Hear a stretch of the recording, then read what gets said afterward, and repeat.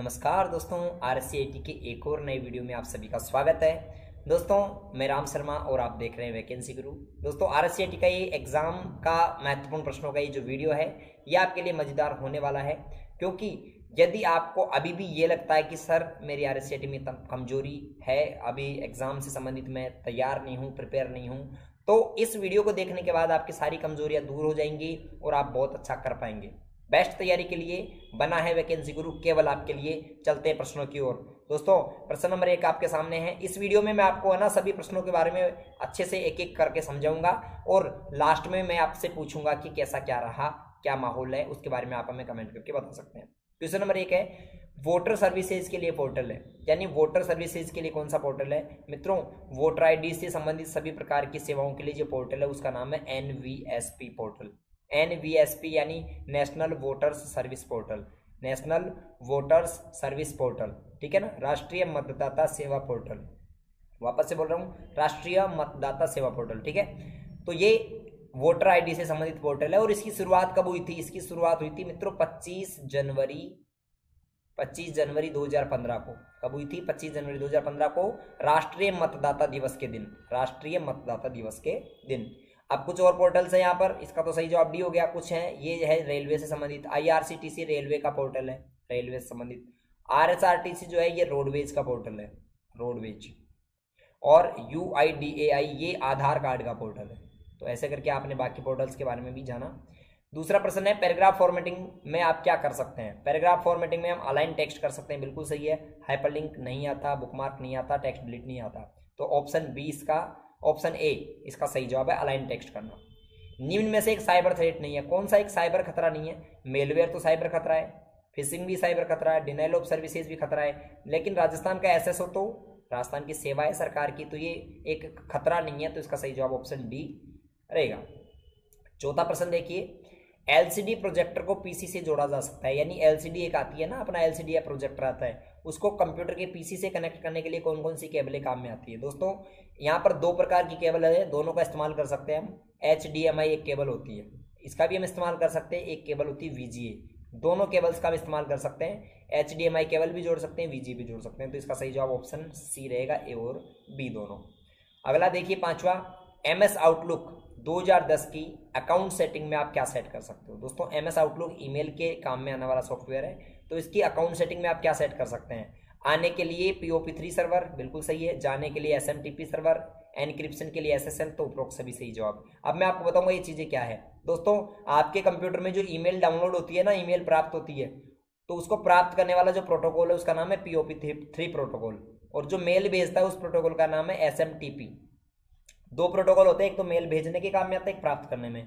जो भेजता है उसका नाम है SMTP यानी simple mail transfer protocol. Repeat again मेरे साथ, सिंपल मेल ट्रांसफर प्रोटोकॉल। और प्राप्त करने के लिए जो प्रोटोकॉल होता है उसका नाम है पोस्ट ऑफिस प्रोटोकॉल, POP का मतलब है पोस्ट ऑफिस प्रोटोकॉल, ठीक है। तो इस उपरोक्त सभी जवाब रहेगा। अगला प्रश्न है, भारतीय IT एक्ट 2000 में कंप्यूटर सोर्स कोड के साथ छेड़छाड़ करने पर कौन सी धारा लगाई जाती है? दोस्तों कंप्यूटर के सोर्स कोड के साथ अगर छेड़छाड़ करते हैं तो धारा 65 लगाई जाती है। याद रखना, कंप्यूटर के सोर्स कोड में छेड़छाड़ करने पर धारा 65 यानी धारा 65 लगाई जाती है। सातवां देखिए, मेलिंग शिष्टाचार के लिए आप क्या कर सकते हैं? यानी मेलिंग, किसी को मेल भेजना हो तो उसके शिष्टाचार में क्या क्या शामिल होता है? फॉरवर्ड करने से पहले प्रमाणिकता की जांच करें, बिल्कुल सही है। किसी को भी मेल भेजो ना तो उससे पहले प्रमाणित कर लो, प्रमाणिकता की जांच कर लो कि सही है कि नहीं है सारी चीजें, ईमेल एड्रेस, सब्जेक्ट वगैरह सब कुछ सही लिखा कि नहीं। ऑल कैप्स अक्षरों का प्रयोग करें, गलत। सभी अक्षर बड़े में नहीं लिखना चाहिए ना, ये कह रहा लिखो, ये गलत है। रिप्लाई टू ऑल का अधिक प्रयोग करें, ये भी गलत है, अधिक नहीं करना चाहिए। और एक ईमेल में बहुत से विषयों पर चर्चा करें, ये भी गलत है। एक ईमेल में एक ही विषय पर चर्चा करनी चाहिए, अर्थात ऑप्शन डी भी गलत है। आठवां देखिए, निम्न में से कौन सा एंड्रॉइड उपकरण में स्क्रीन लॉक है? एंड्रॉइड में स्क्रीन लॉक कौन कौन से होते हैं? पैटर्न होता है, पिन होता है, पासवर्ड होता है। उपरोक्त सभी सही जवाब रहेगा। इजी प्रश्न आप सबको आना चाहिए। तो आप आधार को बैंक खाते से कैसे जोड़ सकते हैं? आप अपने बैंक खाते में आधार कार्ड जोड़ना चाहते हैं तो या तो आप इंटरनेट बैंकिंग का इस्तेमाल करो, या फिर आप क्या करोगे, आयकर विभाग में जाओ। आयकर विभाग में क्यों जाओगे भाई? पासवर्ड सेवाओं में भी नहीं जाएंगे, तो यहाँ पर सही जवाब रहेगा ऑप्शन ए, इंटरनेट बैंकिंग का उपयोग करके। और आपको बात बताना चाहूंगा कि आधार कार्ड को बैंक खाते से जोड़ने के लिए या तो आप नेट बैंकिंग का इस्तेमाल कर लो, या फिर आप बैंक में जाके और आधार की कॉपी जमा कर दो। ठीक है, दोनों कर सकते हैं। अगला देखिए, Khalistan feature Microsoft power point slide की बैकग्राउंड सेट करने के काम में आता है। यानी पावर पॉइंट की जो स्लाइड होती है उसके बैकग्राउंड को सेट करने के लिए किसका इस्तेमाल करते हैं मित्रों? हाइपरलिंक नहीं, थंबनेल नहीं, ग्रेडियंट फिल, बिल्कुल ग्रेडियंट फिल कर सकते हैं, चार्ट फाइल नहीं। तो ऑप्शन सी सही जवाब रहेगा, ग्रेडियंट फिल।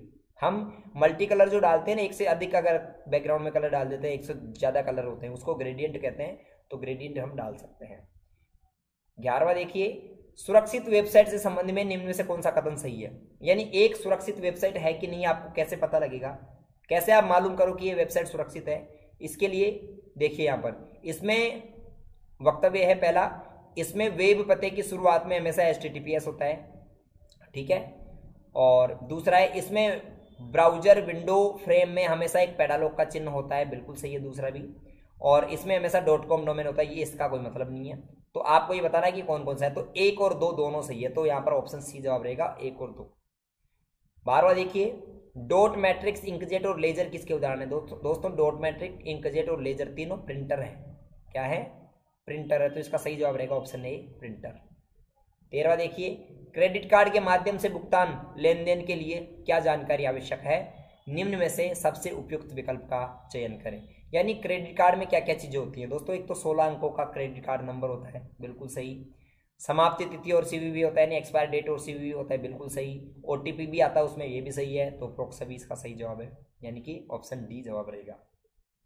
वक्तव्य का प्रश्न अगला, यदि आप थोड़ी देर के लिए किसी कार्य पुस्तिका पर काम कर रहे हैं और उसके बाद आपने क्या किया, थोड़ी देर के लिए आप गलती से क्या हुआ, इसे आप बिना सेव किए बंद कर दिए MS एक्सेल में, तो क्या आप उसे पुनः प्राप्त कर सकते हैं? तो हाँ, थोड़ी देर के लिए आप काम कर रहे हो तो आप उसे पुनः प्राप्त कर सकते हो, बिल्कुल सही है। इन्फो ऑप्शन में जाके, यानी कि फाइल मेन्यू में इन्फो ऑप्शन होता है, उसमें जाके कर सकते हो, पहला सही है। MS एक्सेल में इंटरनेट से ईमेल डाउनलोड प्राप्त होने पर एक्सेल की फाइल स्वचालित रूप से प्रोटेक्टेड व्यू में खुल जाएगी, ये भी बिल्कुल सही है।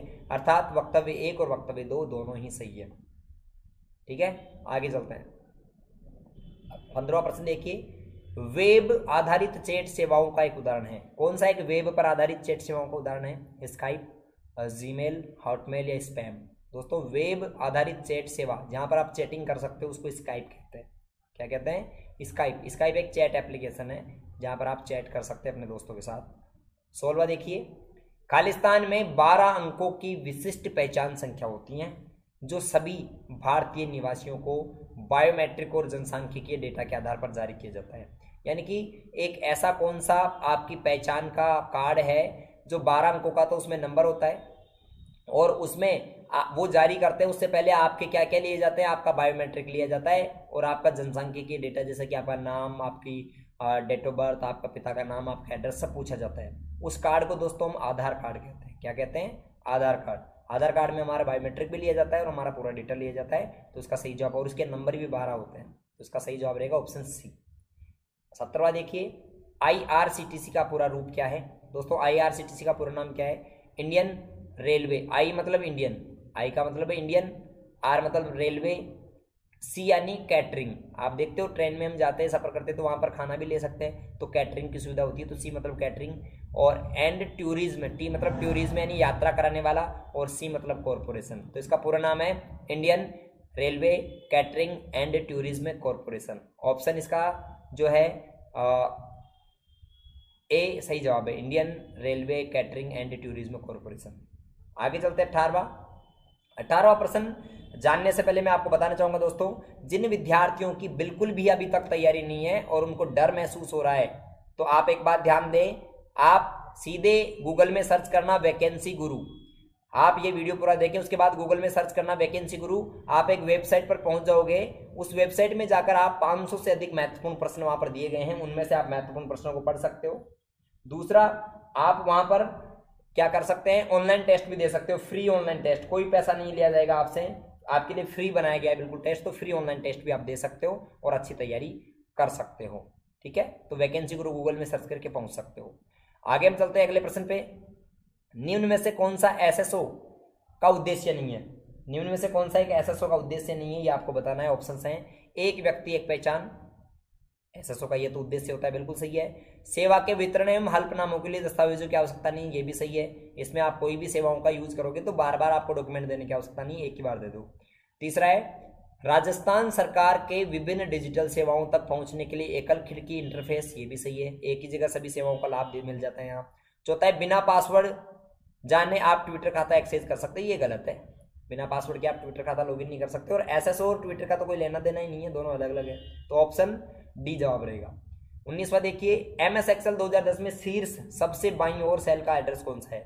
यानी एमएस एक्सेल जो होता है उसमें एक सीट होती है, तो सीट के अंदर सबसे पहला शीर्ष में यानी ऊपर और सबसे बाईं ओर ये वाला सबसे पहला सेल एड्रेस क्या है, देखो सबसे पहला कॉलम होता है ए और सबसे पहला रो होता है 1, तो इसका नाम हो जाएगा A1, तो इसका सही जवाब है ऑप्शन ए। पहले अल्फाबेट आएगा उसके बाद नंबर आएगा, याद रखना, पहले अल्फाबेट फिर नंबर, तो A1 हो जाएगा। 20वां, मोबाइल हॉटस्पॉट के लिए कौन सी कनेक्टिविटी आवश्यक है। यानी मोबाइल में आप हॉटस्पॉट चलाते हो तो किसकी कनेक्टिविटी आवश्यक होती है, आप सबको पता है दोस्तों।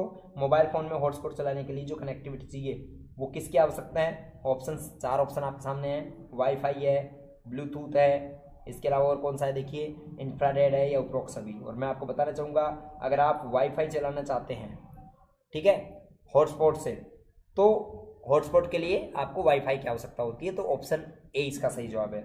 आप में से जिन विद्यार्थियों को वाईफाई का पूरा नाम आता है वो हमें कमेंट करके जरूर बताएं कि वाईफाई का पूरा नाम क्या होता है, वाईफाई का फुल फॉर्म बताना क्या होता है कमेंट में। 21वां, खालिस्तान एक मुक्त विश्वकोश है, कौन इनमें से एक मुक्त यानी फ्री दिया जाने वाला एक विश्वकोश है। विश्वकोश यानी एनसाइक्लोपीडिया है, जहां पर आप सभी प्रकार की जानकारियां फ्री में प्राप्त कर सकते हैं। और दोस्तों इसका सही जवाब है विकिपीडिया।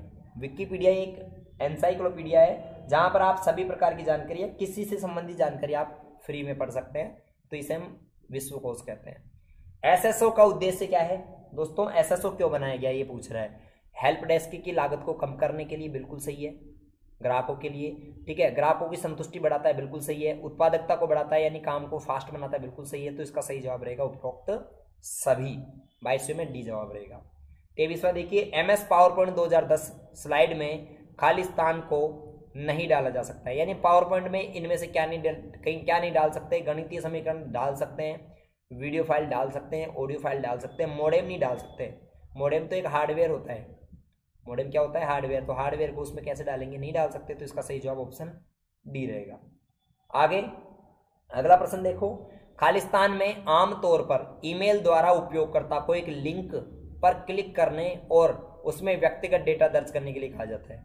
यानी कि कौन सा एक ऐसा अटैक है साइबर अटैक में, ऑनलाइन जो खतरा होता है ना, हमें कोई भी खतरा है ऑनलाइन माध्यम से, उसमें एक ऐसा खतरा है जिसमें आपसे आपकी व्यक्तिगत जानकारी मांगी जाती है, व्यक्तिगत डेटा मांगते हैं, पर्सनल जानकारी। दोस्तों इसको हम फिशिंग अटैक कहते हैं। क्या कहते हैं, फिशिंग अटैक। फिशिंग में आपसे आपकी व्यक्तिगत जानकारी जैसे आपका नाम, पासवर्ड, पिन, ये डेट ऑफ बर्थ आदि मांगा जाता है। 25वां देखिए, इंडियन आईटी एक्ट 2000 में कानूनों को किस क्षेत्र में रखा गया है। यानी इंडियन आईटी एक्ट जो कानून बना है इसमें कौन से क्षेत्र के लिए ये बनाया गया है। दोस्तों ये आईटी क्षेत्र के लिए बनाया गया है, और आईटी का पूरा नाम है इंफॉर्मेशन टेक्नोलॉजी, सूचना प्रौद्योगिकी। ऑप्शन सी इसका सही जवाब है, इंफॉर्मेशन टेक्नोलॉजी। 26वां देखिए, खालिस्तान एप्लीकेशन सॉफ्टवेयर का उदाहरण नहीं है, कौन एक एप्लीकेशन सॉफ्टवेयर का उदाहरण नहीं है। VLC media player, Google Chrome, MS word या फिर फ्लैश मेमोरी। दोस्तों यहाँ पर एप्लीकेशन सॉफ्टवेयर फ्लैश मेमोरी नहीं होता, क्योंकि ये तो मेमोरी है, बाकी ये तीनों ही क्या है, एप्लीकेशन सॉफ्टवेयर है, यानी कि शॉर्ट में कहूँ तो ऐप है जहाँ जिनको आप यूज कर सकते हो। 27वां अगला प्रश्न देखिए, खालिस्तान मूल और असंबद्ध प्रलेखन के प्रमाण प्रदान करने के लिए एन्क्रिप्शन तकनीकों का उपयोग करता है। यानी आपको एक डॉक्यूमेंट मिलता है ना दोस्तों, उस डॉक्यूमेंट को प्रमाणित किया जाता है ऑनलाइन और ये डॉक्यूमेंट को एनक्रिप्ट भी बनाता है। आपने देखा होगा, आप मूल्यवान जाति प्रमाण पत्र बनाते हैं तो इधर ऐसा गुड का साइन आता है यहाँ पर, और यहाँ पर किसी का सिग्नेचर हो रखा है। ये क्या करता है, ये डॉक्यूमेंट को वेरीफाई करता है ऑनलाइन माध्यम से, तो इसको हम डिजिटल सिग्नेचर कहते हैं। क्या कहते हैं, डिजिटल सिग्नेचर। ऑप्शन ए सही जवाब। आगे हम चलते हैं। अगला, एमएस वर्ड 2010 में एक खालिस्तान एक स्थान या पाठ का चयन करता है जिसमें आप नाम और भविष्य के संदर्भ के लिए आप उसे पहचान सकते हैं। एक बात पूछ रहा है कि आप किसी भी डॉक्यूमेंट को जब पढ़ते रहते हैं एमएस वर्ड में, या फिर किसी भी डॉक्यूमेंट को या किताब को आप पढ़ते हो, तो दोस्तों किताब के जितने पेज आपने पढ़ लिए वो पढ़ लेते हो, फिर वहां पर क्या करते हो, आप पेज मोड़ देते हो या तिनका रख देते हो या फिर पेन रख देते हो। क्यों, क्योंकि आप भविष्य में वहां पर पहुंच सको, भविष्य को संदर्भ के लिए। तो उसको हम क्या कहते हैं, उसको हम बुकमार्क करना कहते हैं। क्या कहते हैं, बुकमार्क करना। वैसे ही बुकमार्क का एक ऑप्शन आता है एमएस वर्ड में, तो बुकमार्क यही काम में आता है कि किसी स्थान को चिन्हित करने के काम में आता है ताकि फ्यूचर में वहां पर पहुंचा जा सके। 29वां देखिए, निम्न में से कौन सा आयकर सेवाओं के अंतर्गत आता है, इनकम टैक्स के कौन अंतर्गत आता है। पैन कार्ड और आवेदन और अपडेट बिल्कुल सही है। रेलवे टिकट की सेवाएं नहीं आती, टिकट रद्द भी नहीं आता और ऑनलाइन रिफिलिंग भी नहीं आता, यानी ऑप्शन ए इसका सही जवाब है। व्हाट्सएप का उपयोग किस कार्य में किया जाता है। दोस्तों व्हाट्सएप का उपयोग करके आप वीडियो कॉल कर सकते हो, टेक्स्ट मैसेज या वीडियो दस्तावेज भेज सकते हो, चैटिंग कर सकते हो, तो उपरोक्त सभी सही जवाब है, उपरोक्त सभी। कंप्यूटर को ऑन करने की प्रक्रिया क्या कहलाती है दोस्तों, कंप्यूटर को चालू करना क्या कहलाता है। मैंने आपको पहले भी बताया था कि कंप्यूटर को ऑन करना बूटिंग कहलाता है। 32वां देखिए, निम्न में से कौन सा एक वेब ब्राउजर है। वेब ब्राउजर तो आप सबको पता ही होना चाहिए कौन कौन सा है, क्रोम, सफारी और मोजिला फायरफॉक्स। ठीक है, तो ये ब्राउजर्स के उदाहरण है सभी। अगला देखिए, जीपीएस का पूरा नाम क्या है। दोस्तों जीपीएस का पूरा नाम गूगल प्ले स्टोर, देखो जीपीएस में गूगल जीपीएस ये नहीं होता, पर याद रखना कई बार बच्चे सोच लेते हैं कि जीपीएस का मतलब तो गूगल प्ले स्टोर भी होता है, बल्कि ये नहीं है। जीपीएस का पूरा नाम होता है गूगल पोजिशनिंग सिस्टम, ये भी नहीं है, गूगल नहीं होता, ग्लोबल होता है। तो ए और बी दोनों नहीं है, इसका पूरा नाम है इनमें से कोई नहीं, यहाँ पर आंसर ही नहीं है। पूरा नाम होता है ग्लोबल पोजिशनिंग सिस्टम। ठीक है, ये याद रखना, ग्लोबल पोजिशनिंग सिस्टम, इनमें से कोई नहीं सही जवाब है। डीवीडी का पूरा नाम क्या है। डीवीडी का पूरा नाम डिजिटल वर्सेटाइल डिस्क भी होता है और डिजिटल वीडियो डिस्क भी होता है, दोनों सही जवाब है। तो ए और बी दोनों सही जवाब माना जाएगा, डिजिटल वर्सेटाइल और डिजिटल वीडियो डिस्क।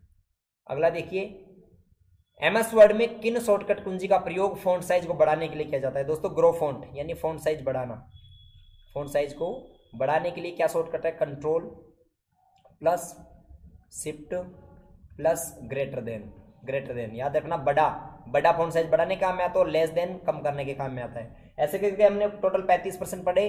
दोस्तों उम्मीद आपको 35% समझ में आए होंगे। अगर बहुत अच्छे लगे तो वीडियो को लाइक कर दीजिए और कमेंट करके हमें बताएं कि कितने % सही है। आपको किसी प्रकार की कोई टॉपिक में परेशानी हो तो आप जरूर बताएं। मिलते हैं अगले वीडियो में, तब तक के लिए आप अपनी तैयारी वैकेंसी गुरु वेबसाइट से करते रहिए और जवाब देते रहिए आपके द्वारा आपसे पूछे गए सभी प्रश्नों का। मिलते हैं अगले वीडियो में, तब तक के लिए गुड बाय, बाय बाय, धन्यवाद।